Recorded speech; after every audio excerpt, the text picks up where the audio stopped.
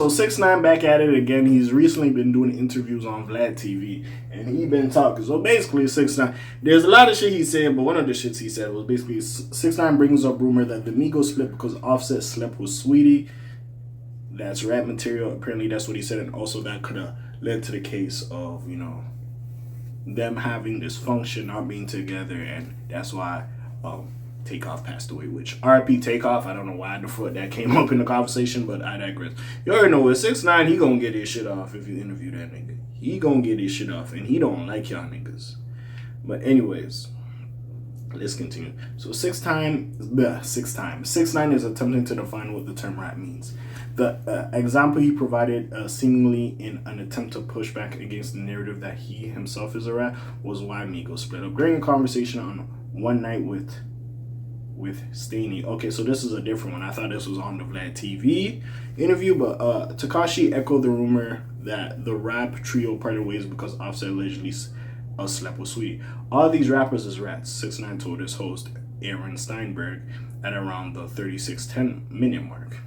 I'm not saying these are facts, but this is the rumor. Quavo's girl was Saweetie, right? They said Offset slept with Saweetie. That's why the Migos fell out, he added. The game is full of rats. If you sleep with your homie girl, that's rap material. 6ix9ine.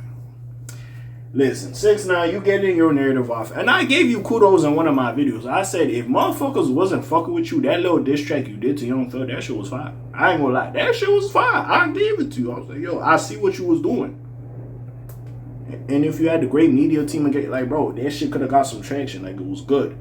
But 6ix9ine, you sleeping with your homeboy. Let's say I had my partner, I was dating this girl or whatever. Maybe we going through an awkward stage, we beefing or whatever, and my homeboy sleeps with her while I'm still together with her, or we broke up, blah, blah, blah. You know what I'm saying? You know what I'm saying? He not really a rat. He shiesty. He a slime ball.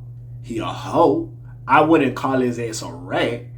Now, when we calling 6ix9ine a rat is because, and again, I understand him and Shotty and them didn't grow up together. They wasn't called building sandboxes, fucking sandcastles in the sandbox, and they wasn't sipping Capri Suns together in kindergarten and all this other bullshit. Yeah, like I was saying, sorry about that. They wasn't together as kids or whatever having. But my thing with the whole Shotty and 6ix9ine situation is that you profited from them being around you. It helped your image portraying this street kid with the rainbow colored hair from wherever you was from in New York. It helped build your bravado. It helped with your success. We seen real street people around you. And at that time, gangster rap, if you was affiliated or whatever and you had decent songs, you was going up. Let's keep it a buck. It helps with your marketing. It helps with everything. You know what I'm saying? So, yes, you wasn't really in the trenches doing proper crimes with them boys. Probably not. You wasn't. But at the same time, you did benefit from being around them that was around you, shit, around your kids, around your baby mama, low key.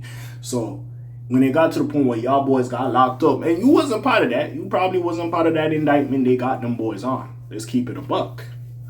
You know, maybe at the tail end, you brought more attention to them because you are 6ix9ine, you do talk a lot, and you do this, the kid with the rainbow color hair, you wearing all these colors and all this shit. But I do feel like that indictment would happen whether you was with them or not. It wouldn't have been as public because you were the public figure, and niggas was paying attention to you a lot, especially you was beefing with all the rappers, but I digress.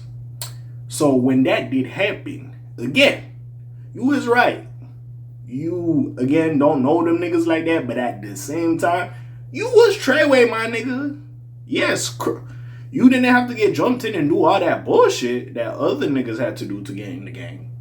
But nigga, you was part of Treyway. You was like the celebrity act. You know how in certain, like in WWE, they have the Hall of Fame, they have the celebrity wing, nigga. You was in the celebrity wing of Treyway. And them niggas was making some bread off you too. Wasn't there like Treyway Records? Because I seen that bullshit on Love and Hip Hop with Alexis Scott and 50 Wap, and he was on that shit. But regardless, with that being said or whatever, right?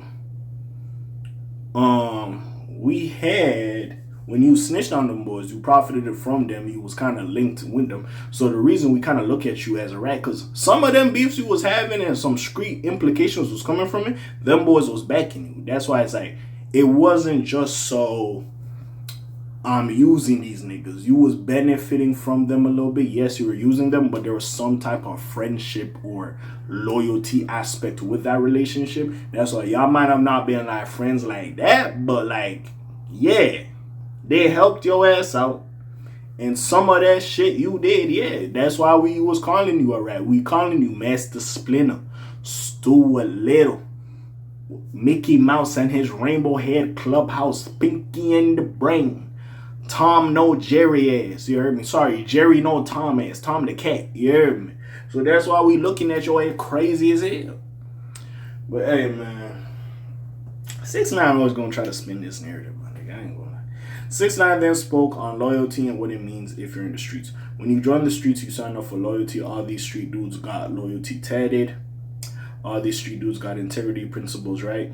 If that's your homie, why you sleep with your girl? Bro, that ain't the same shit, 6ix9ine. Shut your ass up now. Come on. He then put it all together. Why did Migos split, he asked. Why was Takeoff and Quavo riding around Dolo for so long? What did Offset do that was so harmful now to be part of Migos? Which I do, maybe that did have something to do with it. Again, I believe it's contractual shit as well. Also, I do believe, yeah, him and Quavo had some issues before. We all know they had some issues before Takeoff died. It was what it was at the end of the day. We could spot that a mile away. They still not together till now, and they already lost Takeoff, he explained. He explained over the late rap. To be fair, even if Quavo and Offset, it's not the same. They're not Migos, they're duos or whatever the fuck it is, nigga. Where's all this integrity and the rule book of loyalty? Because ratting is no loyalty, right? So if I'm effing your girl, is that loyalty? Yes. Yeah, that's not loyalty. That doesn't make you a rat, nigga. You told, that's why you was a rat. Rumors that Offset cheated on Cardi B with Saweetie surfaced in 2022, a year after Saweetie and Quavo broke up in 2021. Cardi was directly confronted with the gossip online when a troll told the Bronx hitmaker she was lying about her then husband sleeping with Saweetie. No, baby, you lying, Cardi tweeted in August 2022. You making crazy lies, starting ish and putting female rappers in it with no receipts. No blog ever spoke on this. All of a sudden, you came out of jail 5 days ago and you made up, lied for 2 hours with no receipts.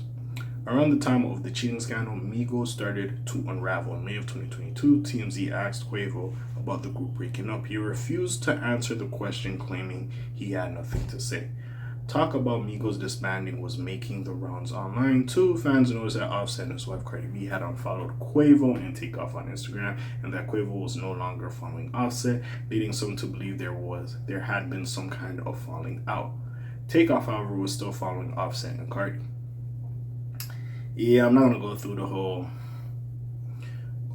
Offset passing away and them trying to do the Grammy celebration. They was beefing or whatever. Yeah, bro, we already know what was going on with the Rest in Peace Takeoff. Like, again, I feel like he doing too much over here, but we'll see what happens. And low-key, I don't know if, again, well, we know Lil Baby and Quavo ain't fall out. They still cool.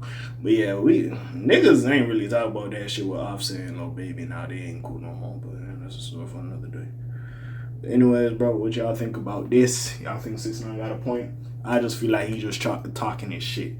But again, I'm not going to say it was only the Saweetie thing. It could have been part of the reason why they stopped collabing as a group. I think it was business and contractual, and maybe because Offset was fighting with P and them about like the record label or whatever, so maybe he was just like, fuck this shit, I'm done. So it could have been some shit like that, but again, who knows? But again, comments down below, links in the description. Besides that, it's your friendly neighborhood K.A. signing off for today.